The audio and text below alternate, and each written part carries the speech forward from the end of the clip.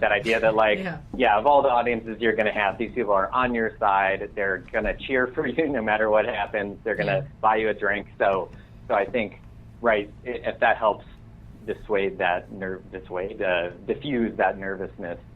that's probably good to remind folks of. Well, to be totally honest with you, when I have level 1 recitals, I actually go out and chastise the audience up front and inform them that even though they thought they were coming to a show, they have a job to do, and their job is to support my lovely students who work so hard, and they better laugh damn loud and clap and sound like they really care, or else I'm going to come back and get them. Well, yeah, what really started selling it was Wendell and I will stand on the sides of the stage with iron pipes, and we'll just hit our hands with them. Pack of cigarettes rolled up in my sleeve, just like a real street tough. They don't know if we're going to beat them up or start Grease the musical up. They're fucking clapper. I swear to God, Grease Lightning. We're gonna just start a lot of smoking and curse words. I think I've said it before, like, a lot of the pressure for me personally comes on not what the audience is going to think of me, but what the other performers are.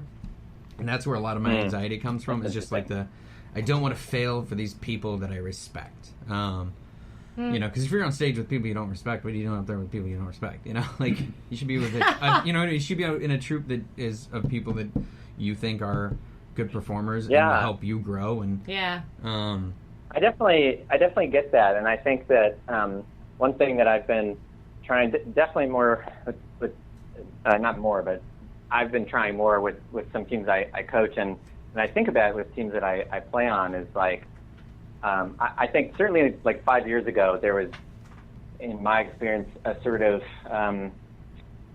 it was harder to have kind of for me at least, like, open, vulnerable conversations with my teams, and I think that's certainly changing, at least here. But like, there was much more of this culture in Pittsburgh, like, you don't give each other notes, which translated into we don't talk about things amongst each other without a coach like going through everything.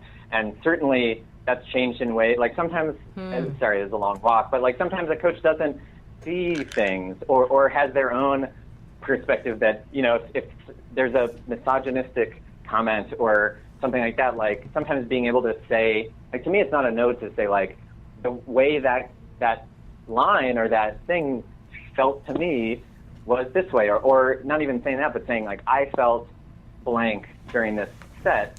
Like, that's just something you can put out, and I've really valued those. Yeah. So one thing that your comment struck in me is that I think oftentimes if a team is saying, like, if someone on a team is saying, like, oh man, I felt so nervous, I felt I let you guys down, I felt this thing wasn't funny, I'll often just be like, can we first just ask the group, like, who felt that way, like they weren't being supported? And almost always everyone's just like, no, I felt great, I felt that thing was really funny, like, I felt you were doing a great job. And I think that doesn't negate that person's feeling bad, but it often is really helpful to hear, like, man, like, no, we didn't feel that, like, we felt great, I felt I could really use that piece of info you added or whatever. It's like so good to hear. But it's not always that people are having those conversations for a variety of, you know, good intentioned reasons.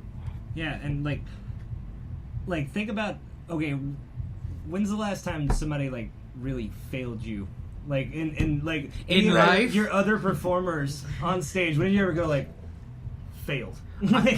I feel like actually I've had quite a few of those. Yeah, I mean, and it really gets at you.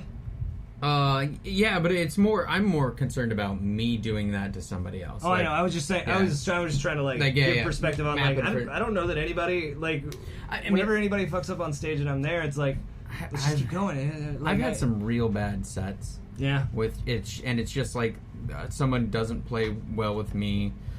You know, and it wasn't necessarily a choice that I was with that person for a particular thing. Like, and that I think that happens to people early on in improv, where if you're in a class or, you know, you get in some sort of house troupe or something, you may get put with someone who's a good performer, they're a nice person, but you two don't read each other well or whatever, and they keep doing things that isn't helping you as a performer, or you keep doing things that isn't helping them as a performer.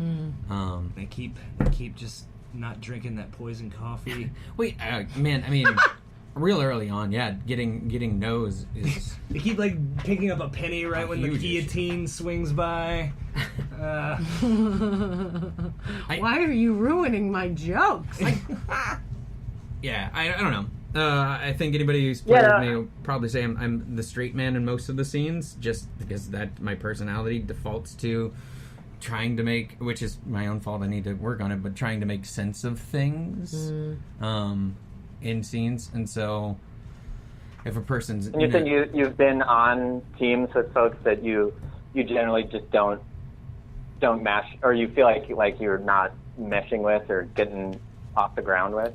Yeah, I mean, it was pretty early on with the improv stuff where, I would join a troupe that's kind of like it's a mashup of, hey, these are other students that you want to do a thing, so we're going to make a...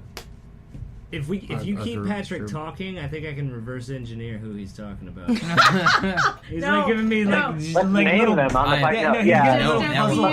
That will be edited out. All right, I can look up who his first couple of classmates were. Well, I mean, there was but I totally so like the way I'll relate is like I do agree. Like I think that missteps happen a lot, and I think to me the process of it's not about did a misstep happen, but it's like what do we do with that and how do we grow from that? Like even this past weekend, Saturday night, last night, I was in a show and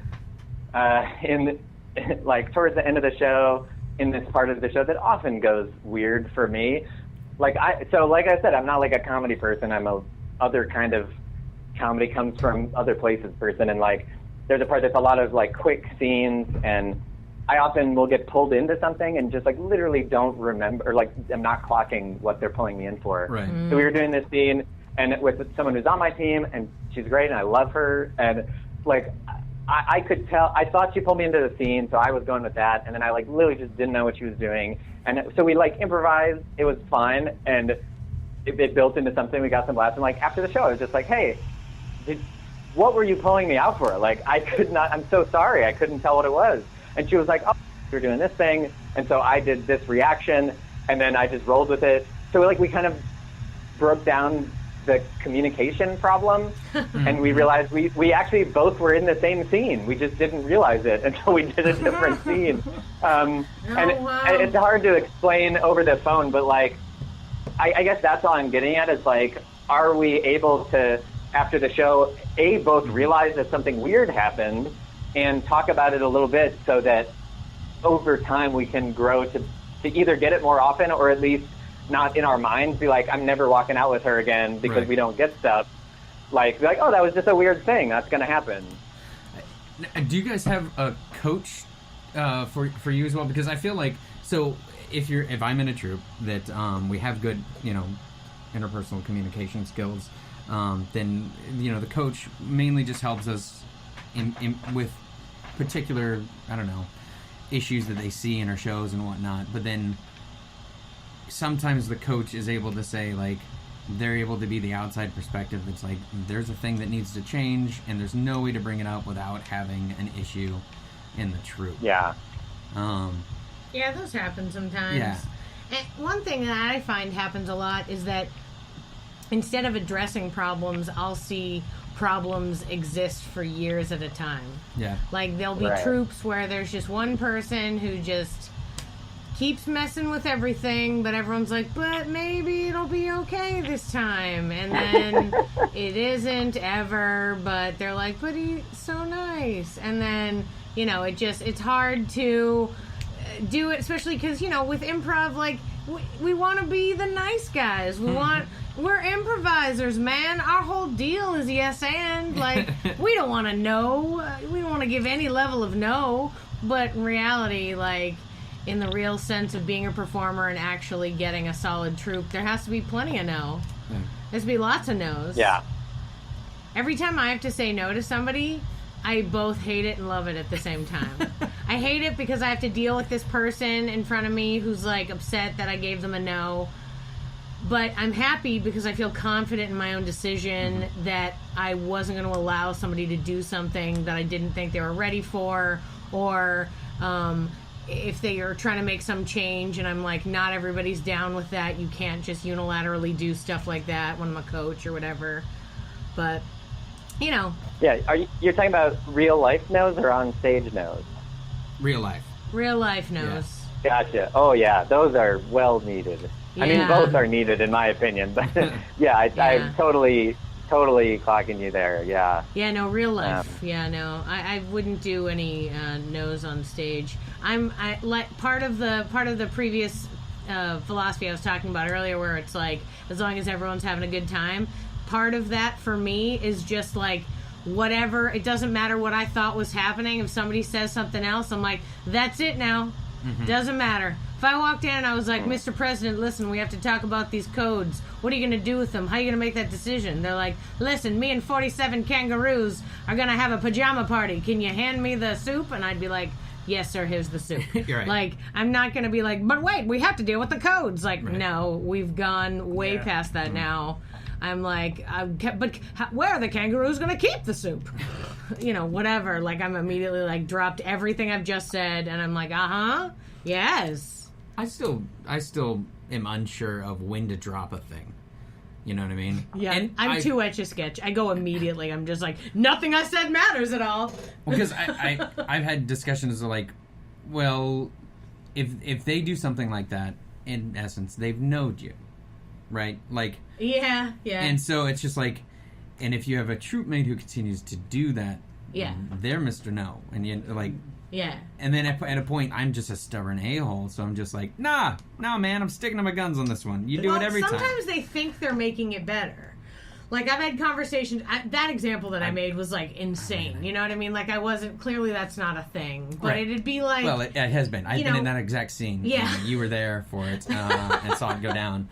Right, but you know what I mean? Like, there are just some moments where it switches from being, like, a specific setup, and all of a sudden it's slightly different or whatever, and you just have to go with the flow. Wouldn't it be so much better if there was just actual improv villains, like guys that just sign up just to fucking ruin everybody's... Hey, pitch that. That's a great like one. In wrestling, you know what I mean? Like, they're have always the have bad you done guy? that? Well, it's like that exercise where you just try to do everything you can to ruin a person's scene. Oh yeah. But that's the only way to do it without causing real drama. That it was our teacher's. He was just like, "Hey, you guys seem really worried about fucking this up, and it's impossible to fuck this up." And he's like, and then assigned like, "Hey, you're the guy who's gonna mess up the scene. Go try to mess it up, and you guys are all good enough improvisers that you can make the scene work." Yeah. And so I think it's a good exercise. That's the important part to me too. Like, even hearing you talk about like, now you have this guy who's always saying no. Like, I think that's important, and that's important to talk to that guy about. But you're still focusing on that guy. Like, to me, the only thing you control in the scene is you. Yeah. Right. Yeah. And so if you're getting into your mind as soon as that no happens, like, this dude fucked up, he's to blame, right? Like, the scene messed because of this guy. Like, you were already sunk, right? Like, you are no longer improvising or listening, and really all you can do is say, like, that's out there. Now, what can I do to, like, that's in the scene. That's a thing that happened. Right. That's the reality of the scene. Now, like, how can I get myself back to a place of having fun and building this thing up?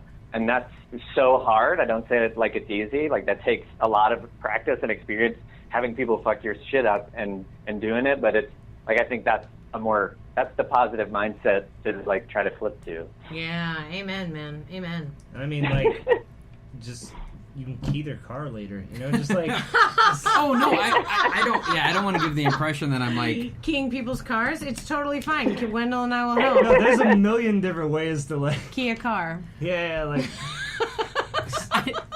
You know, to have justice, but like not. No, yeah, justice. And like if it's a rehearsal, justice doesn't exist, everyone. If it's a rehearsal, this different story, but like on stage, 100%, you keep going and you try to make it work. Oh, I thought you were gonna be like on stage, you pull out a knife and you stab them multiple times. I mean, I don't have I don't have a universal example. Well, I don't think there is a universal example, because to me the answer is always, how do you keep yourself inspired and having fun, and that's Right. different for every person. I think a lot of that is like reflect